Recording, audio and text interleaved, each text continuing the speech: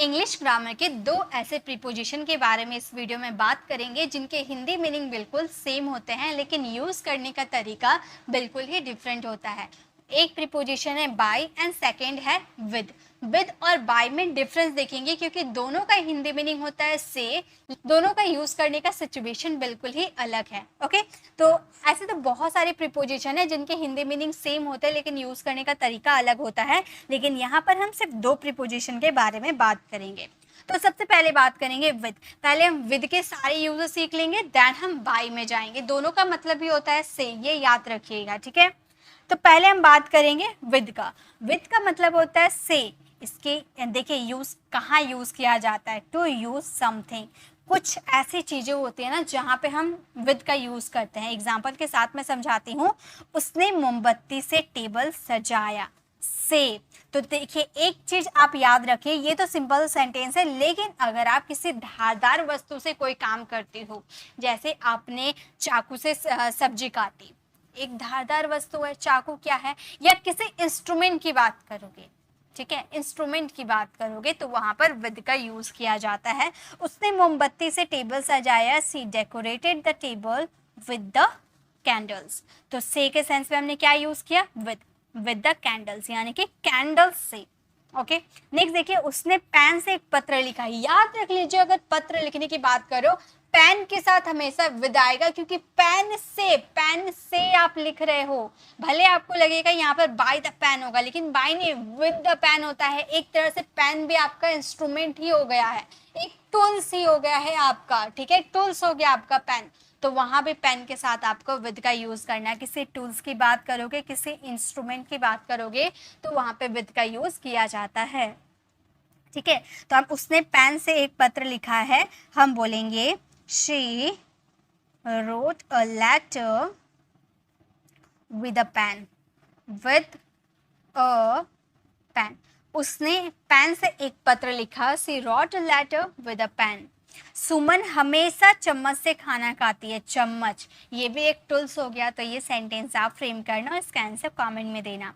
Next with का use है के साथ। अब ये तो बहुत ज़्यादा यूज़ होता है टुगेदर, यानी कि साथ, कोई चीज़ साथ की बात करते हैं, कोई इंसान साथ में है, उसके लिए विद का यूज़ करते हैं। जैसे मैं आपके साथ हूँ, ठीक है, I am with you. Okay, तो इस तरह से आप विद का यूज़ कर सकते हैं। जैसे मैं आकाश के साथ बैठा था। जैसे मैंने आपसे पूछा आप कहाँ थे, तो आप बोल रहे हो मैं आकाश के साथ बैठा था। तो के साथ के सेंस में आपको विद का यूज करना है। आप बोलोगे आई वॉज सिटिंग विद आकाश, ठीक है, आकाश के साथ।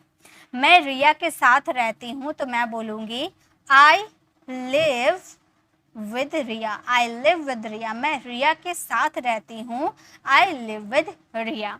मैं उसके साथ स्कूल गया। ये सेंटेंस आप फ्रेम करना और इसका आंसर कमेंट में देना।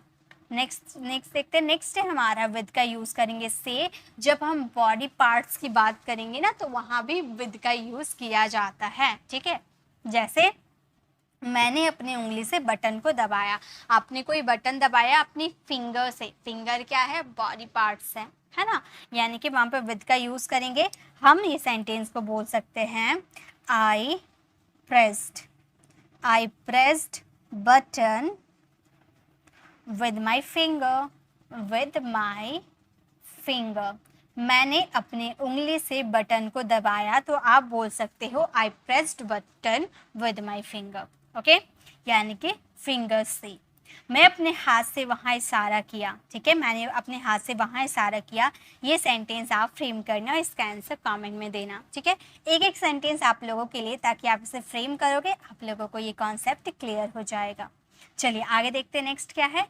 नेक्स्ट हमारा विद का यूज है काम करने के लिए, काम करने के पीछे भावना को दिखाना। मतलब आपने कोई काम किया है, उसके पीछे आपका क्या भावना है, क्या फीलिंग्स है, उसको दिखाने के लिए विद का यूज़ किया जाता है। जैसे मैं बहुत दुख से आपको ये मैसेज लिख रहा हूँ। आप कोई किसी को पत्र लिखते हो, कोई मैसेज लिखते हो, तो वहाँ पे अपनी फीलिंग्स, अपनी भावना को दिखाने के लिए जो शब्द लिखते हो, वहाँ पे आप विद का यूज़ करते हो। जैसे कि आप बोलोगे मैं बहुत दुख से आपको ये मैसेज लिख रहा हूँ, तो आप ऐसे बोल सकते हो आई एम राइटिंग दिस मैसेज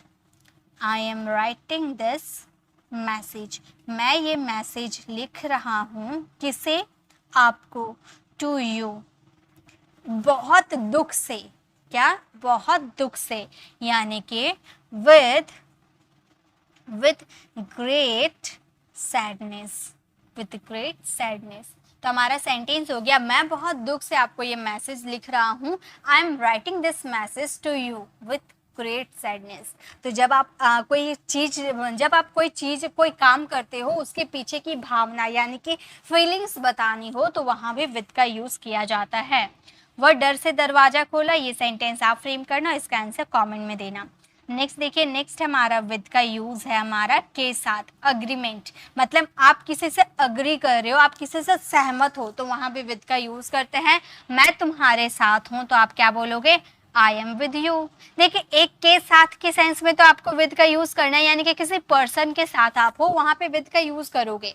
लेकिन अगर आप किसी के विचारों से सहमत हो, उसके किसी भावना से सहमत हो, तो वहां भी विद का यूज कर सकते हो। आई एम विद यू यानी कि मैं तुम्हारे साथ हूँ। वह मेरे से सहमत है, ये सेंटेंस आप फ्रेम करना है। यहाँ साथ का सेंस नहीं आ रहा, लेकिन सहमत है यानी कि अग्री कर रहा, कोई चीज से अग्री कर रहा, तो ये सेंटेंस आप फ्रेम करना। ओके, अब यहाँ तक हम लोगों ने विद के यूजेस कवर कर लिए। अब आगे देखिए, हम लोगों ने 5 विद के यूजेस किए और 5 बाय के भी यूजेस को करेंगे। बाय का यूज सबसे पहले से के सेंस में, ट्रांसफर यानी कि किसी व्हीकल से ट्रैवल करने की बात करोगे, तो वहां पर बाय का यूज किया जाता है। मैं फ्लाइट से दिल्ली जाऊंगा, यानी कि फ्लाइट क्या है, हमारा वाहन, व्हीकल्स है, तो व्हीकल्स की बात करोगे तो वहां पर बाय का यूज करोगे। I will go to Delhi by flight, by bus, या फिर by car, by train. Okay, तो ऐसे आप यूज करोगे व्हीकल्स का। वह बस से आया, तो आप बोल सकते हो he came by bus, he came by bus। वह बस से आया, he came by bus। Ravi train से जा रहा है, ये सेंटेंस आप फ्रेम करना, इसका आंसर कमेंट में देना। नेक्स्ट बाय के यूज है तक के सेंस में और फ्यूचर टेंस में यूज किया जाता है। बहुत बार ऐसा है कि मैं 7 बजे तक ये काम कंप्लीट कर दूंगा, तो फ्यूचर टेंस में तक के सेंस में बाय का यूज किया जाता है। मैं 7 बजे तक वहां पहुंच जाऊंगा, तक, तो हम बोलेंगे I will reach there by 7 AM। ठीक है, यहाँ सुबह की बात करें तो AM, शाम की बात करेंगे तो PM। ओके, वह 4 बजे तक ये काम खत्म कर देगा, तक, है ना, तो हम बोलेंगे he will finish this work, he will finish this work, यानी कि वह यह काम खत्म कर देगा 4 बजे तक by 4 PM। वह 4 बजे तक ये काम खत्म कर देगा, he will finish this work by 4 PM। मैं जनवरी तक अंग्रेजी सीख जाऊंगा, ये सेंटेंस आप फ्रेम करना, इसका आंसर कमेंट में देना। नेक्स्ट यूजेस हमारे बाय के हैं के द्वारा। जब हम पैसिव सेंटेंसेस बनाते हैं ना, तो वहाँ पे हम बाय का यूज़ कर सकते हैं। ये ऑप्शनल होते हैं, अगर आप इसका यूज़ करना चाहते हो पैसिव में तो करो, नहीं करना चाहते हो तो मत करो, लेकिन मैं तो बताऊंगी आपको, मेरा काम है बताना, तो मैं तो बताऊंगी। ठीक है, मोबाइल उसके द्वारा बेचा जाता है, तो हम बोलेंगे mobile is sold by him, उसके द्वारा यानी कि बाय हिम। ओके, घर रिया के द्वारा सजाया जा रहा है, तो हम बोलेंगे the house is being decorated, the house is being decorated by Riya, the house is being decorated by Riya, घर रिया के द्वारा सजाई जा रही है। तुम्हें अमेरिका मैनेजर के द्वारा भेजा जा रहा है, ये सेंटेंस आप फ्रेम करना है, यानी कि जब पैसिव सेंटेंस में किसके द्वारा कोई काम किया जा रहा है, उसका जिक्र बाय करके करते हैं। ठीक है, आगे देखिए, नेक्स्ट हमारा बाय का यूज है पेशे से, यानी कि जब हम प्रोफेशन, किसी के प्रोफेशन की बात करते हैं, तो प्रोफेशन के साथ हमें बाय का यूज करना होता है। जैसे वह पेशे से एक डॉक्टर है, तो हम बोलेंगे he is a doctor by profession, by करके प्रोफेशन का यूज करेंगे। विराट कोहली पेशे से एक खिलाड़ी है, तो हम इसे कैसे लिखेंगे, हम लिखेंगे Virat Kohli is a player, Virat Kohli is a player by profession, Virat Kohli profession यानी कि पेशे से एक खिलाड़ी है Virat Kohli is a player by profession, तो बाय करके प्रोफेशन का यूज करना है। वह पेशे से एक नर्स है, ये सेंटेंस आप फ्रेम करना। ओके, चलिए एक लास्ट हमारे यूजेस बाय के बच जाते हैं, उसे भी मैं क्लियर करवा देती हूँ। खुद से, जब कोई काम आप खुद से करते हो ना तो वहां भी हम बाय का यूज करते हैं। जैसे मैं खुद से एक पत्र लिख सकता हूँ, I can write a letter by myself, खुद से, by myself. Okay, simply आप लिख सकते हो खुद से, ठीक है, खुद से।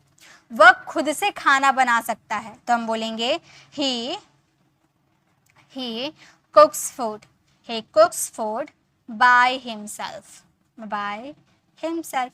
वह खुद से खाना बना सकता है, he cooks food by himself. मेरा दोस्त खुद से खेत का काम करता है, ये सेंटेंस आप फ्रेम करना, इसका आंसर कमेंट में देना। तो गाइस ये थी हमारी दो प्रीपोजिशन बाय एंड विद। ये दोनों का हिंदी मीनिंग से होता है, लेकिन दोनों का डिफरेंस आपको समझना बहुत ही ज़्यादा ज़रूरी है, इसीलिए इसका डिफरेंस अच्छे से आपको समझना है। और इसके जो मैंने होमवर्क दे से कंप्लीट करके आप मुझे कमेंट में ज़रूर चेक कराइएगा। अगर आपको ऐसे ही और भी प्रीपोजिशन जिनमें आपको कन्फ्यूज़न रहता है तो आप मुझे कमेंट में ज़रूर पूछिएगा, मैं उस पर भी वीडियो लाने की ज़रूर कोशिश करूँगी।